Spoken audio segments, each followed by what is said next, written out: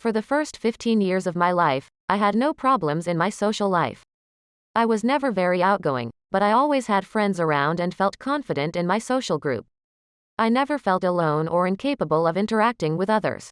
I took my social prowess for granted. I didn't know it was possible to lose the ease with which I connected with others. Unfortunately, things took a very unexpected turn a few months ago. I lost 2 friendships in my life and took the blow very hard. As a result of feeling friendless due to unfortunate circumstances, I took the blame onto myself and started to see myself as an unlovable, unworthy person who didn't have friends through a fault of my own. Soon after losing my friends, I started avoiding social interaction altogether. I sat alone at lunch with my computer, pretending to do homework to avoid having to find a new group of kids to sit with. I no longer looked for social opportunities, but still felt surprised when I wasn't invited to hang out with people, which only exacerbated the problem. More and more, I started losing motivation and enjoyment in things related to my social and academic life. In short, I became depressed, and effectively isolated myself from everyone around me. How to stop isolating yourself from other people? Isolation is a vicious cycle.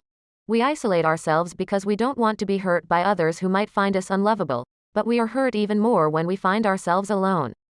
Shutting people out isn't only a mental decision. Our actions, body language, and tone of voice reflect our attitude to others. We are left alone, to our constant relief and sorrow. We aren't being hurt, but we aren't being loved or accepted either. We soon learn that being alone is worse than interacting with others, even when there is a risk of being hurt or abandoned. As social animals, we can't live our lives in shadow, hiding from interaction. Loneliness is unsustainable and destructive. I learned this after about a month of isolating myself. Recognizing that isolation is unhealthy is important, but it certainly doesn't win the battle against depression on its own. The real struggle in fighting depression and isolation is figuring out how to combat it. This, of course, is easier said than done. Once you've isolated yourself, you've dug a hole, and getting back out is much harder than getting into it. Here are a few ways in which I overcame my tendency to push others away, and how you too can stop isolating yourself from other people. 1. Identify the root cause of your isolation and determine why you view yourself as unworthy, incapable of interaction. What is it about being social that scares you? Did you lose a friend or get in a traumatic argument that made you believe you will only be hurt or abandoned if you get close to people? Consider the thoughts that run through your head as you interact with someone. Do you tell yourself that you are unlovable? Do you feel that you will bore, upset, or annoy the other person? Do you convince yourself that you will be hurt or abandoned because you always are or now deserve it?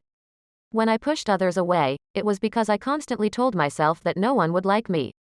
I was convinced that I would be abandoned by anyone I tried to talk to because no one would want to hold a conversation with me.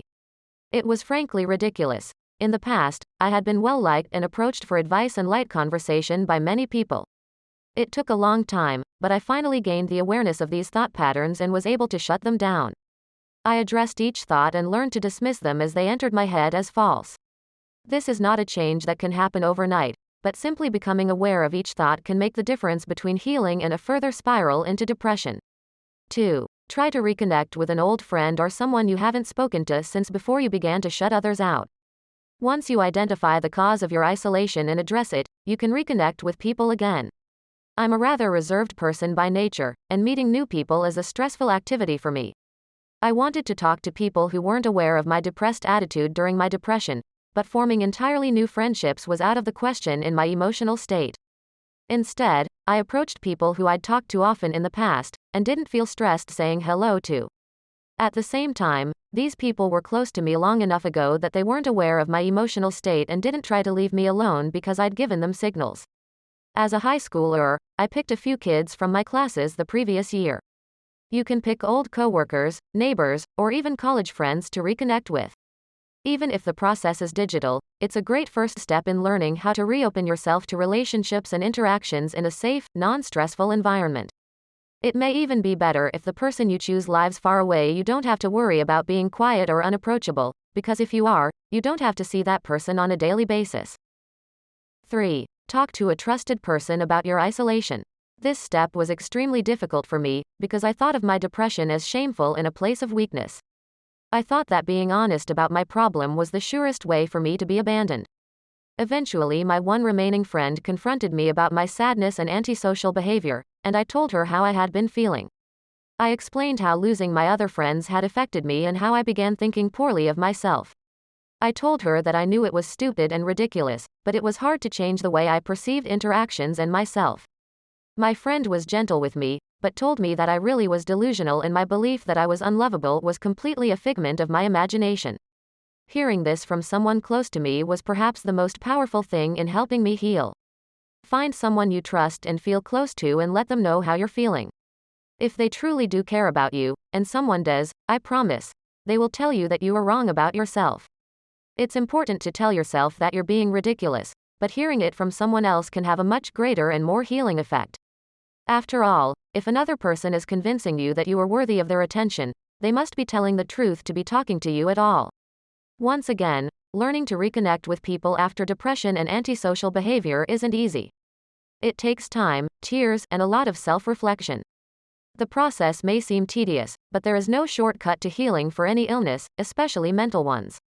Keep your head up, trust yourself to have positive relationships, and remember, if you are human, you deserve love. This is a fact. Things will get better before you know it.